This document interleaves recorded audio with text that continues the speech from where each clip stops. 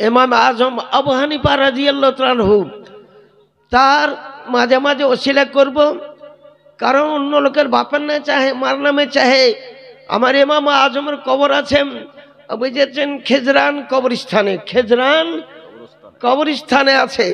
ইরাকের লোক যখন মুসিবতে গ্রেফতার হয়, বৃষ্টি হয়েছে না, মহামারীর রোগ ঢুকেছে, তখন ইরাকের লোক ইমাম আজমের কবরের কাছে যান আর ইমাম আজমের ওসিলা করে আল্লাহর কাছে বৃষ্টি তলব করেন। লোকে বলেন আমরা বাড়ি যেতেই পারতাম না, ফাসারা সাহাব আমসালাল জওয়াল, পাহাড়ের মতন পানি উঠে পড়তো, বাড়ি পৌঁছাবার আগে আগেই বৃষ্টি আরম্ভ হয়ে যেত, গোটা বুঝেছেন ইরাক দেশকে সৈলাব করে দিত। ইমাম আজম হচ্ছে মুস্তাজাবুদ দাওয়াত, ইনি দোয়া কবুল করলে একজন ব্যক্তি, তার নামে একটা মুসলমানকে বলবো, কারণ এই যারা টাকা দিয়েছেন তারা আপনি জেনে নেন এই টাকা রাসূলুল্লাহ মদিনার কবর থেকে আপনাকে পূরণ করে দিবেন। কারণ বুখারীতে লিখছে আল্লাহ ইউতি ওয়া ইন্নামা আনা কাসেম, আল্লাহ হচ্ছেন দাতা, আমি নবী বন্টনকারী। যার 1000 টাকা দিলেন, 5000 টাকা দিলেন, আপনি এই বছর ঘোরার আগে আগে দেখবেন আল্লাহ আপনার রুজিতে কোন দিক দিয়ে বরকত দিয়ে দিবে আপনি নিজেই জানতে পারবেন না। তাই সর্বপ্রথম আপনাদের কাছে ইমাম আজম আবু হানিফা রাদিয়াল্লাহু তাআলা ওসিলা করে বলতেছি, ছেলেদেরকে আমি তুলে দেখাবো, প্রত্যেককে দেখাবো, বুঝলেন কোন কোন ছেলেটা ফারেক হচ্ছে কি হচ্ছে না।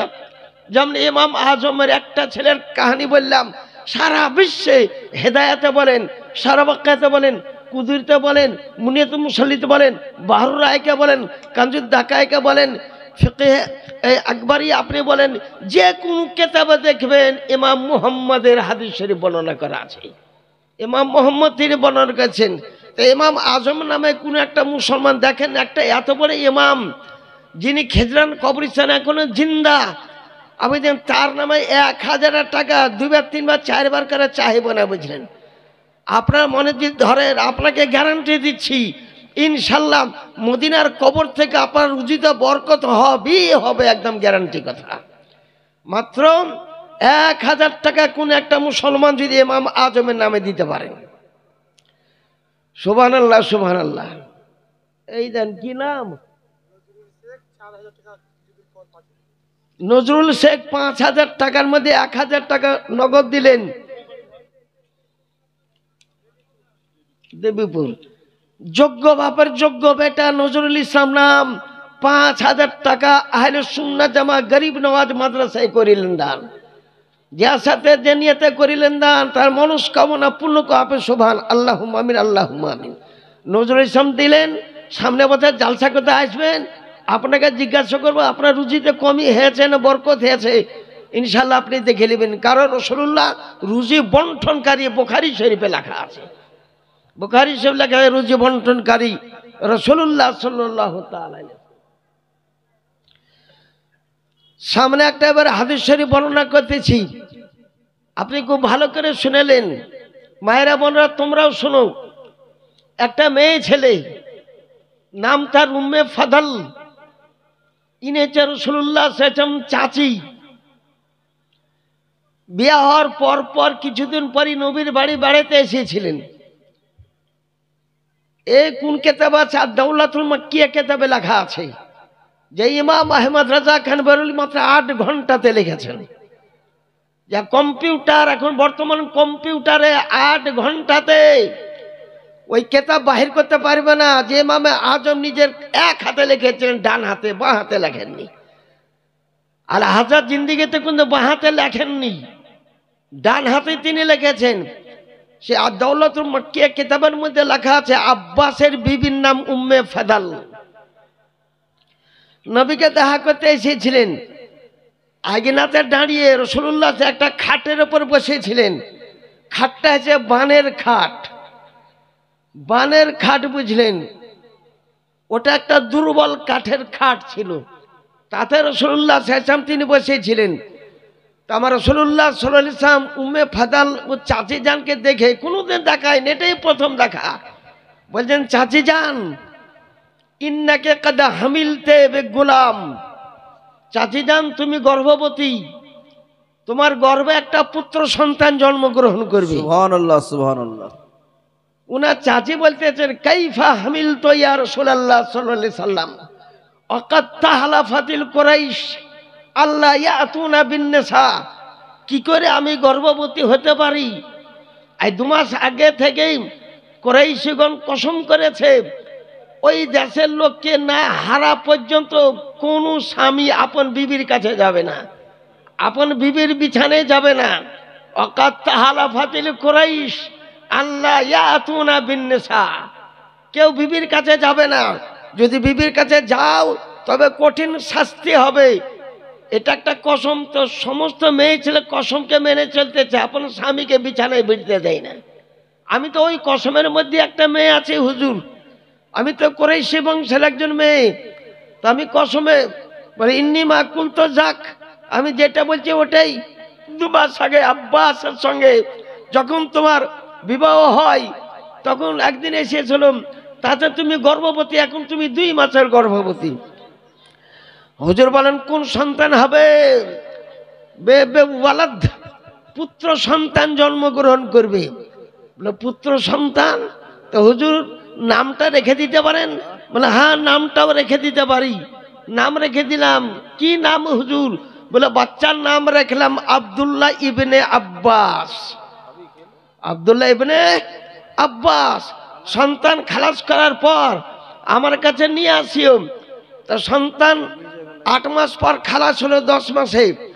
ওই বাচ্চার আব্বাস বলে নিজের হাতে নাড়ি কেটে দিয়ে বাচ্চাকে গোসল দিয়ে তাড়াতাড়ি রাসূলুল্লাহর দরবার নিয়ে চলে আসলাম। রাসূলুল্লাহ মাত্র 1 দিনকার বাচ্চা কোলে নিলেন। কোলে নেওয়ার পর বললেন এই বাচ্চাকে আমি দেখতে পাচ্ছি, ফাইন্না ইযহাবি বিআবিল খোলাফা, নিয়ে যাও বাদশাগণের পিতাকে, বাদশাগণের পিতাকে নিয়ে যাও, এ বাদশার বাপ হবে। বলে হুজুর বাদশার বাপ হবে, কত বছর রাজত্ব চলবে? বলে আব্বাসে খোলাফারা 200 বছর রাজত্ব করবে। সুবহানাল্লাহ। হুজুর আপনি এক একটা বাদশার নাম বলে দেন।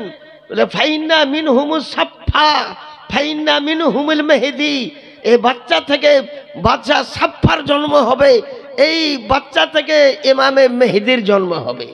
সুবহানাল্লাহ। ইরান বলছে, ওরা বলছে যে ইমাম মেহেদি চলে এসেছে, ইমাম মেহেদি এখন আসবে না, 1900 হিজরির আগে ইমাম মেহেদি আসবে না। আলা হযরত মালফুজাত আলা হযরতে লেখা আছে। এটা তো 1446 হিজরি, 1900 হিজরির আগে ইমাম মেহেদি আসবেন না। এটা একদম ইমাম 1400 হিজরি মুজাদ্দিদ আজম ইমাম আহমদ রাজা খান বেরলভী রাদিয়াল্লাহু তাআলা বলেছেন। আচ্ছা হুজুর বাদশা গেলে কেমন হবে? বলে সাফফা জালেম বাদশা হবে।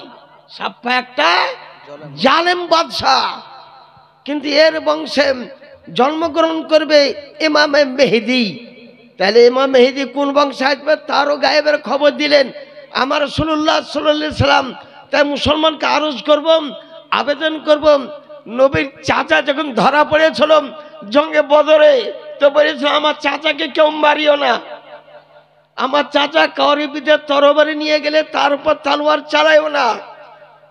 হযরতে উমর ফারুক আজম বলেন আমার তলোয়ারের তলে আব্বাস 3 বার এসেছিল, কিন্তু আমি হাত খিচে নিয়েছিলাম, নবী নিষেধ করেছেন।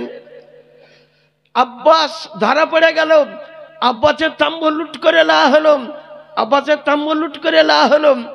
বলে আমার সম্মুখে আমার চাচাকে নিয়ে এসো। জামাও ছিল না, কারণ জামাগালা লুট করে নিয়েছিল। তাই ওইখানে একটা বিশ্ববিখ্যাত মুনাফিক ছিল, নাম তার আব্দুল্লাহ বিন উবাই, নাম তার আব্দুল্লাহ বিন উবাই। আব্বাস লম্বা ছিলেন, ও লম্বা ছিল, যেমনই জামাটা গায়ে দিলে সেট হয়ে গেল। ওই জামাটা গায়ে দিয়ে নবীর সম্মুখে এসেছিলেন আব্বাস রাদিয়াল্লাহু তাআলা আনহু।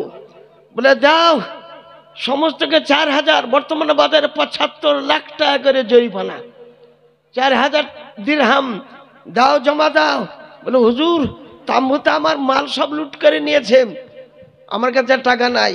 বলে হ্যাঁ তোমার কাছে টাকা আছে, তুমি যখন জঙ্গে বদরে আসো তখন তোমার বিবি উম্মে ফাদালকে তুমি একটা 5 কেজি ওজনের সোনার গোটা দিয়ে এসেছো, ওটা তোমার খাটের আর পিছন দিকে ডান পায়ের তলে ওটা পুঁতা আছে। সুবহানাল্লাহ সুবহানাল্লাহ। এটা নবী মদিনা থেকে মক্কার খবর দিচ্ছেন। মক্কা থেকে মদিনা 555 কিলোমিটার দূর। আমি দেখতে পেয়েছি, তুমি অন্ধকার রাত্রি 12টার পর পুঁতেছিলে, তো আমি মদিনা শরীফ থেকে দেখতে পেয়েছি। সুবহানাল্লাহ। হুজুর আপনি কত বড় ইলমে গায়েব জাননেওয়ালা। তা নবী ইলমে গায়েবের পর বিশ্বাস করে আব্বাস পড়েছিলেন লা ইলাহা ইল্লাল্লাহ মুহাম্মাদুর রাসূলুল্লাহ সাল্লাল্লাহু আলাইহি সাল্লাম।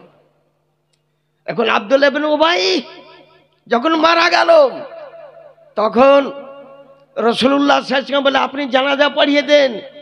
নবী সাহাবাই কেরামকে প্রেরণ করেছেন, হুজুর এত বড় মুনাফিকের জানাজা পড়ার জন্য লোক পাঠালেন কেন? বলে আমি উম্মিদ করতেছি এই জানাজা পড়ার পর এর বংশের 1000 জন ব্যক্তি আজকে ইসলাম ধর্ম কবুল করবে। নারায়ে তাকবীর, নারায়ে তাকবীর। আর নবীর গায়ের জামা যে ব্যক্তি গায়ে দিবে তাকে কবরে আজাব হবে না। এটা হচ্ছে রাসূলুল্লাহ জামার খুশুসিয়াত। তাই বললেন আমার চাচা কাল কিয়ামতের প্রান্তরে জান্নাতের দাবি করবে, তাই আমার চাচাকে আমার জামার মূল্যটা দেওয়ার কারণে তার জানাজা পড়িয়ে যা তোকে শোধ করে দিলাম। দুইটা হাদিস শরীফ শোনালাম।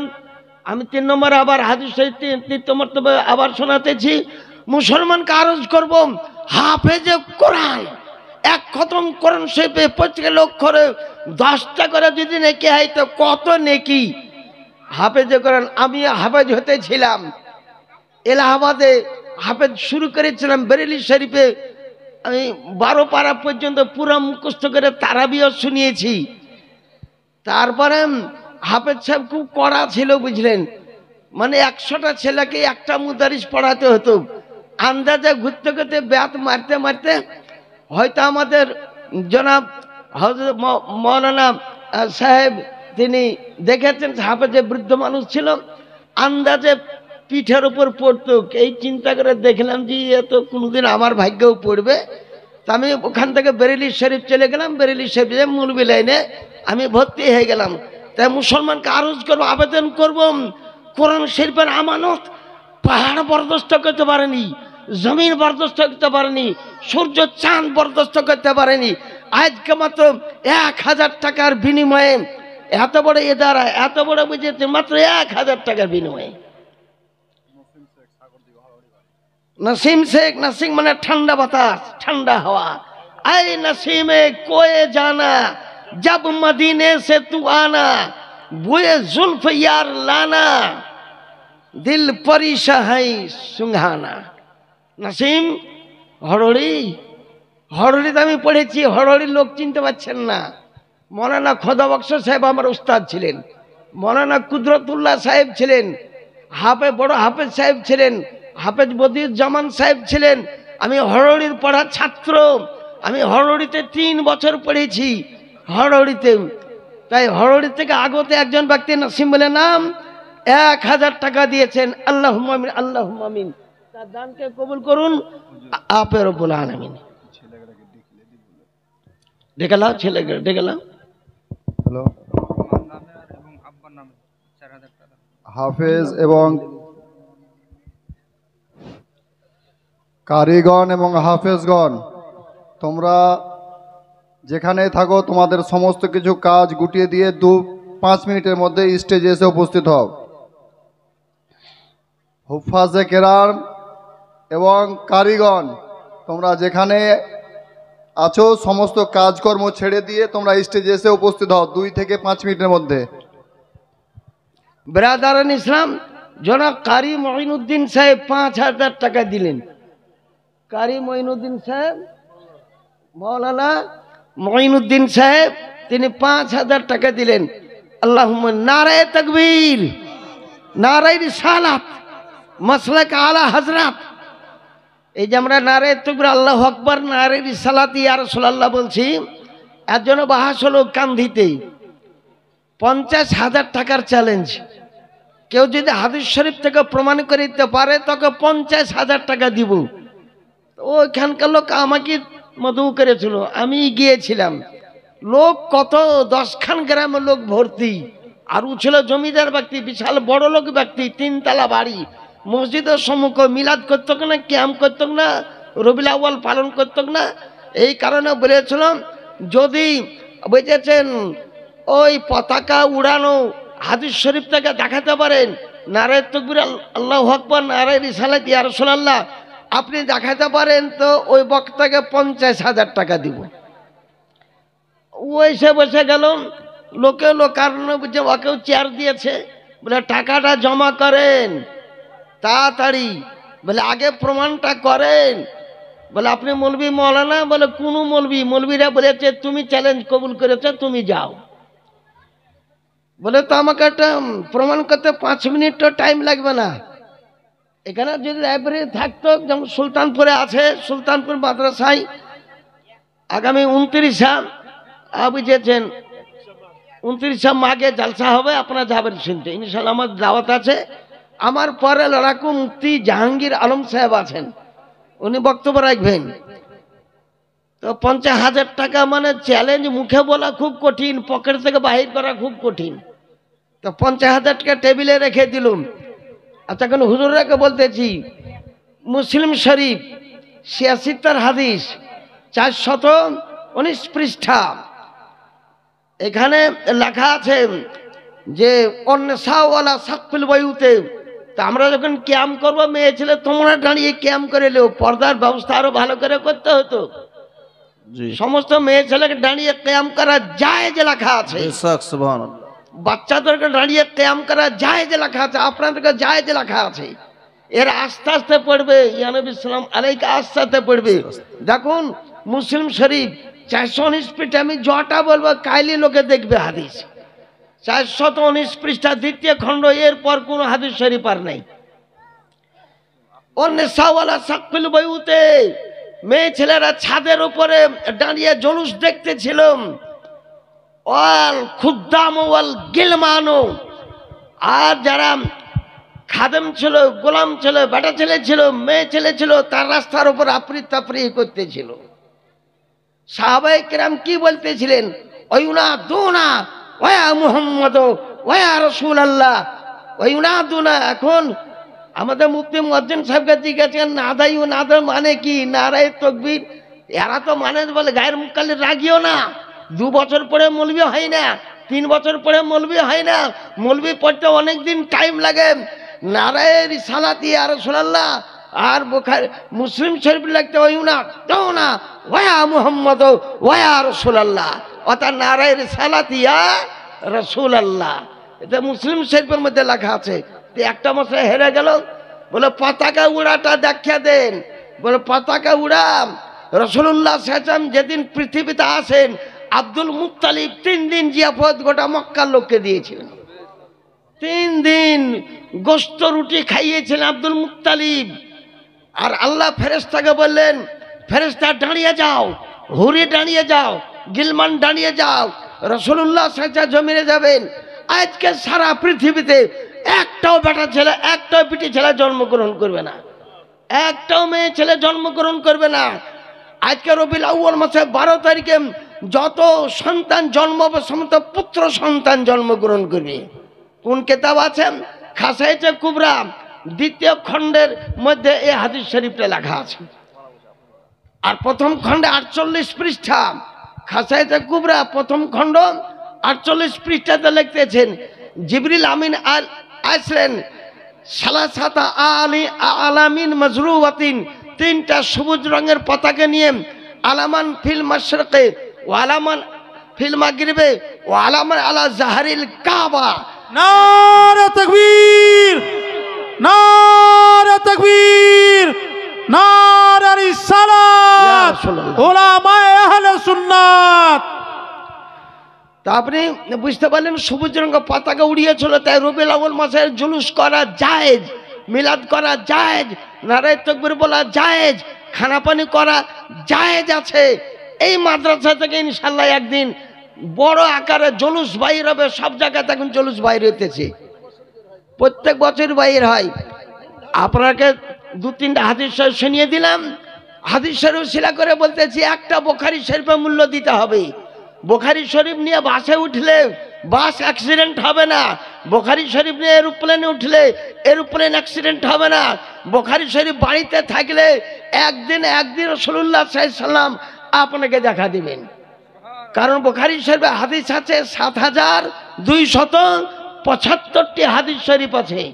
মতান্তরে কিছু কম বেশি ওটা আলাদা কথা, কিন্তু মাশহুর বর্ণনা মোতাবিক মুহাদ্দিসিন কিরামগণ বলেছেন ৭,২৭৫টা হাদিস শরীফ আছে। আয়েশা সিদ্দিকার কটা হাদিস মুখস্থ ছিল? লাখ লাখ নয়। আয়েশা সিদ্দিকা হাদিস মুখস্থ ছিল ২,২১০টি, ২,২১০টি হাদিস। আবু হুরায়রা রাদিয়াল্লাহু আনহু হাদিস মুখস্থ ছিল ৫,৩৭৪টি, ৫,৩৭৪টি। এগুলা তো আমরা মুখস্থ করতে হয়। তো বুখারী শরীফে এখন বর্তমানে ৭,২৭৫ হাদিস শরীফ আছেন।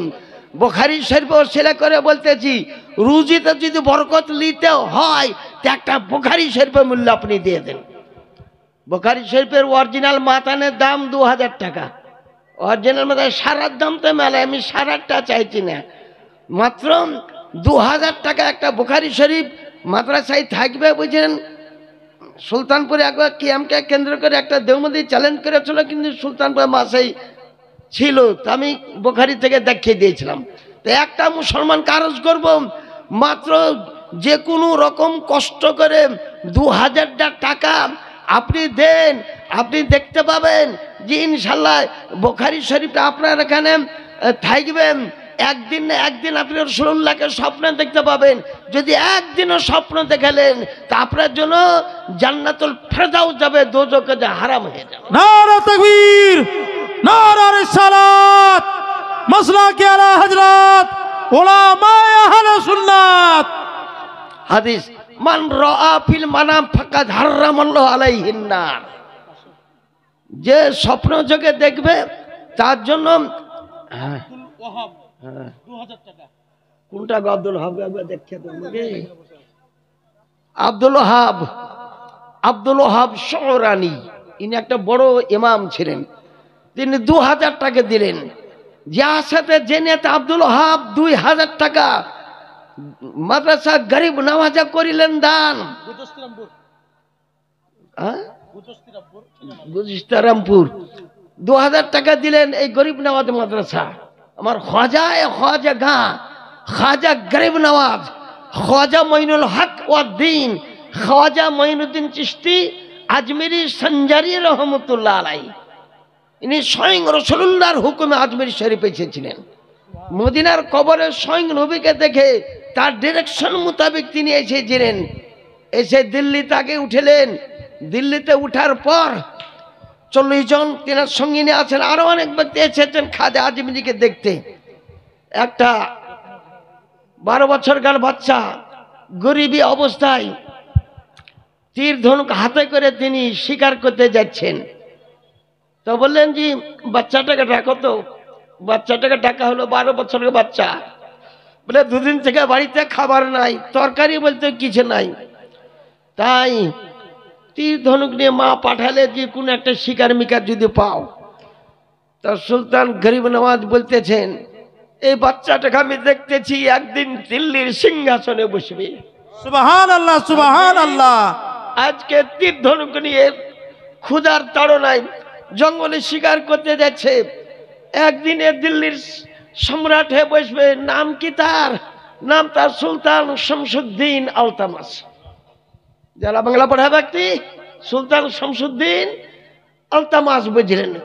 আমি ঈদ কুদ্দিকার কথা একটাও বলবো না। তা আমার খাজা, ভারতের রাজা খাজা গরিব নওয়াজ, খাজা হয়েছে আজমিরি রহমতুল্লাহ আলাইহির নামে।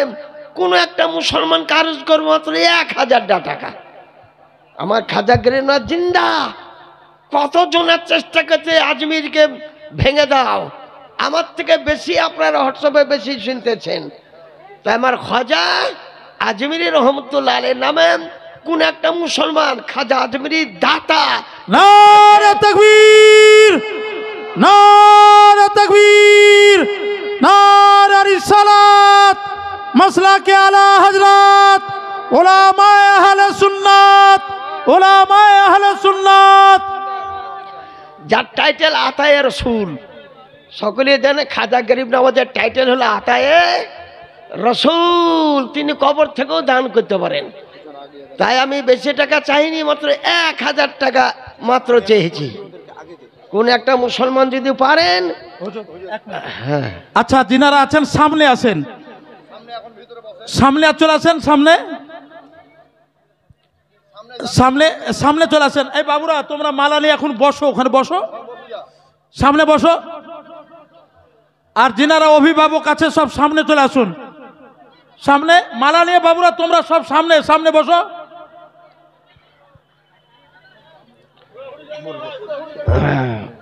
সামনে সামনে। আর যিনারা পেছনে আছেন একটু আগিয়ে চলে আসুন ভিতরে। এমন একটা মুহূর্ত এখন দেখতে পাবেন, এটা মাদ্রাসা দারুল উলুম গারিবে নামাজ, এই মাদ্রাসার এটা একটা ফায়েজ। আপনারা প্যান্ডেলের ভিতরে চলে আসুন। আচ্ছা আপনারা যিনারা সাইডে আছেন সামনে সামনে সামনে চলে আসুন। ও হজিম শেখ বাধাল 1000 টাকা, আর রেজিস্ট্রার সাহেব শরীফুল সাহেব তিনি 1000 টাকা দিয়েছেন। আল্লাহুম্মা আমিন, আল্লাহুম্মা আমিন। তার দানকে কবুল করুন আপনি রব্বুল আলামিন।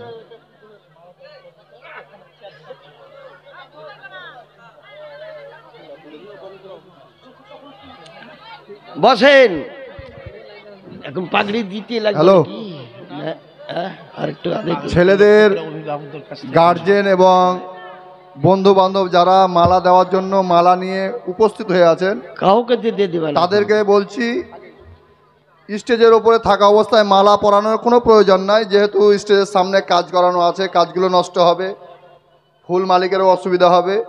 তো স্টেজের সামনে আমাদের চেয়ার রেখে দেওয়া হবে। পাগড়ি তাদেরকে দেওয়ার পরে স্টেজের সামনে যখন চেয়ারে বসবে তখন আপনারা মহব্বতের সহিত, আদবের সহিত তাদেরকে মালা পরিধান করবেন, কোনো অসুবিধা নাই। কিন্তু স্টেজে বসে থাকাকালীন কেউ মালা পরাতে হুড়োহুড়ি করবেন না। দেখেন, আমার পর খুব ভালো বক্তা আছে। আমার পর জনাব হযরত মাওলানা মুফতি জাহাঙ্গীর আলম সাহেব, তিনি একটা ভালো বক্তা আছেন। আমার পর আসবেন, তাই বলে ফারেক করার পর আপনারা কেউ চলে যাবেন না। বেরাদারান ইসলাম, তো আপনাদের সময়কে বর্ণনা করতেছিলাম, পাগড়ি পরা আর জুব্বা গায়ে দেয়া কোন হাদিসে আছে? হাদিস শরীফটা যদি বর্ণনা করতে পারি কোন কিতাবের মধ্যে আছে? আমি দেখেন প্রায় দলিল মোতাবেক কথা বলার সবসময়ই চেষ্টা করি। মিশকাত শরীফ প্রথম খণ্ড কিতাবুল ইলম, তার মধ্যে লেখা আছে হামেশা রাসূলুল্লাহ সাহেব মাথায় পাগড়ি বাঁধতেন। নবীর পাগড়ি আর আমাদের পাগড়ির মধ্যে পার্থক্য আছে। নবী টুপি, উঁচু টুপি ব্যবহার করতেন, নবী উঁচু টুপি ব্যবহার করতেন। বুখারী শরীফ 2য় খণ্ড কিতাবুল লেবাসের মধ্যে লেখা আছে হুজুরের টুপি কিরকম ছিল বল, কালান সুয়াতুন রাফিয়াতুন, নবীর উঁচু টুপি ছিল। মিশকাত শরীফে লেখা আছে নবী যখন মাথায় পাগড়ি বাঁধতেন তো কালান সুয়াতুন মাদুরাতুন, গোল টুপিও ব্যবহার করতেন। এটা মিশকাত শরীফ কিতাবুল লেবাসের মধ্যে লেখা আছে। রাসূলুল্লাহ মাথায় পাগড়ি পরে নামাজ পড়লে বিনা পাগড়িতে যারা নামাজ পড়ে তার থেকে নেকিটা বেশি। আর হুজুরের গায়ে জুব্বা ছিল কি ছিল না? এই হাদিস শরীফ আপনি শুনেন। ওয়ান জাবের বিন সামুরাতা রাদিয়াল্লাহু তাআলা আনহু ক্বালা বিত্তু ইনদা রাসূলিল্লাহ সাল্লাল্লাহু তাআলা আলাইহি ওয়াসাল্লাম ফি লাইলাতিন উদহিয়ান ওয়া আলাইহি হুল্লাতুন হুমারা ফাজালতু আনজুরু ইলাস সামা ফালাউ আহসান ইনদি মিনাল কমার রাহু মিশকাত। একদা পূর্ণিমা চন্দ্র রাত্রি, যা আসমানে জমিনকে রৌশন মনোয়ার করতেছিল আকাশের চাঁদ। আমি রাসূলুল্লাহ সাহেব বাড়িতে ছিলাম। কি কারণে বাড়িতে ছিলেন? আইলে হাজাতিহি ও কাদাইহি, নবীর কোনো জিনিস পূরণ করার উদ্দেশ্যে আমি নবীর বাড়িতে ছিলাম। পূর্ণিমা চন্দ্ররাত্রি, নবী আরাম করতেছিলেন। নবীর মাথায় পাগড়ি বাঁধা ছিল আর গায়ে জুব্বা ছিল। বলে জুব্বাটা কোন রঙের ছিল? ও আলাইহে হুল্লাতুন হুমারা, নবীর গায়ে একটা লাল রঙের জুব্বা ছিল। ফাজাল তানজুর ইলা সামা, আসমানের চাঁদের দিকে লক্ষ্য করতে লাগলাম, রাসূলুল্লাহ চেহারার দিকে লক্ষ্য করতে লাগলাম, কার রোশনি বেশি? তিনি বলেন ফাকান্নামা আফদালু মিন বদরিস সামা, পূর্ণিমা চাঁদ অপেক্ষা রাসূলুল্লাহ সাল্লাল্লাহু আলাইহি ওয়াসাল্লাম চেহারার জ্যোতি বেশি ছিল। এই হাদিস শরীফ থেকে প্রমাণ হলো জুব্বা পরাও জায়েজ আছে, পাগড়ি পরাও জায়েজ আছে। বেরাদারান ইসলাম সামনে গ্রাম